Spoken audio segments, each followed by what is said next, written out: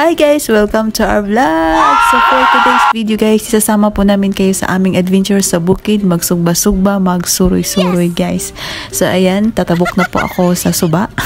As you can see, napakalinis, napakalinaw po talaga ng tubig. Ito po yung pinaka-amin. Ayan, may mga tanim po na kamuti, gulay, at iba pa. Tsaka target lock po natin yung yung dragon fruit. So, ayan guys, andito na po tayo sa aming palasyo. Ayan, may mga gulay din dyan at taniman dyan yung mga family ko. And then, huli ka sa CCTV ni Justin. Ayan guys, may pipino, may mangga at iba't ibang pangsago. Tsaka yung pinya, pinitas lang din namin dito. Manok. Ay, nagsaing na rin. Siyempre. Ayan, gusto ko talaga yung mga pinatingog-tingog na hiniwaan. So, ayan na yung ating manok tsaka yung karning baboy pinagsama sa isang lalagyan para matimplahan. Ayan na yung ating tuyo. Siyempre, hindi yan mawawala. Tuyo, tsaka siyempre, yung magic sarap. Hindi yan makakalimutan, pang pasarap talaga yung magic sarap. Hindi yan mawawala kapag ka nagluluto. Ayan. Kinakamay-kamay yan para at least mas mahalo talaga siya yung... Ayan, wala lang. Gusto ko lang yung angulo dito para kita talaga yung siling nag-iintay. So, ayan, pinaghandaan na rin nila yung masusugbahan. Ayan na, nakahanda na siya para magpasugba. Siyempre, hindi mawawala ang ating hotdog para sa mga bata. At siyempre, guys, meron din pala kaming isda. Ayan, kung makikita nyo, presko pa yan siya, guys. Medyo umuulan na nga pala dito, kaya medyo nahirapan kami konti, pero konti lang. So, papunta na kami ngayon sa susugbahan. Ang hirap talaga, guys. Nagkalisod-lisod na talaga kami dito, guys, sa sa sugbahan talaga namin. Yan, dinagyan namin ng trapal. Ewan ko kung ano sa Tagalog sa trapal, yung pantabon.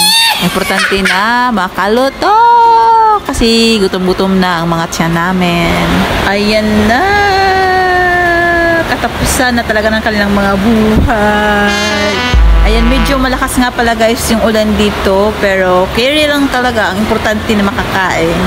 So ayan, din wala pala kaming pangkuskus, pangnusnus guys. So ginamit namin yung dahon ng makupa na lang.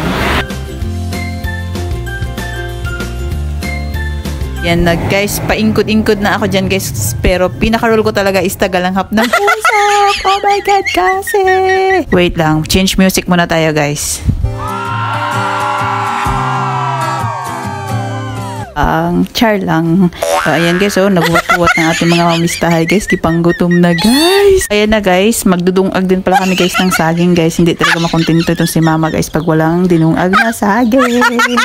Ayan na guys, nag-aso-aso na talaga yung dinungag ni mama na saging. Oh, grabe. So, ayan na guys, magpipitas na naman ako ng gulay para may magulay. Okra yan guys, pero hindi ako nakain ng okra guys kasi naglalaway-laway guys. Pero okay lang guys, basta para lamang may makaon. Charot lang. Ayan guys, may sili din kami dito guys. Hindi na kailangan pumunta ng palengke para bumili ng sili. Marami kaming sili. Ayan guys, grabe. Green na green yan guys. Pero hangga diyon kadayo guys. Ito na nga yung hinarvest nating guys, okra. Hindi talaga ako matigang magluto guys. Si mama ang mutira guys. Ayan, masarap yung si mama magluto talaga guys.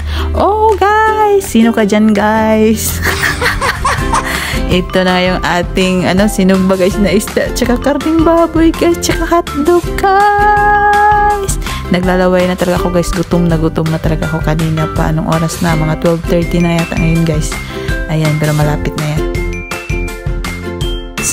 Ayan na talaga guys, after 1 year guys, andito na yung ating nagbabagang karning sinugba guys, tsaka ayan, malapit na rin yung iba guys, tsaka andito na rin yung ating manok guys. Napapagod na talaga guys, napapagod parang napapagod na rin sa susugba. Ito na nga guys, nagkalisod-lisod na talaga ako po istorya guys kasi nagugutom na talaga ako. So ayan na, dito na rin yung ating isda, sinugbang isda. Ang sarap-sarap guys. Ayan na. At dito na magtatapos guys ang aking storya guys kasi target lang ko guys, pinaka-goal guys is mabusog talaga guys. So bye! Yes!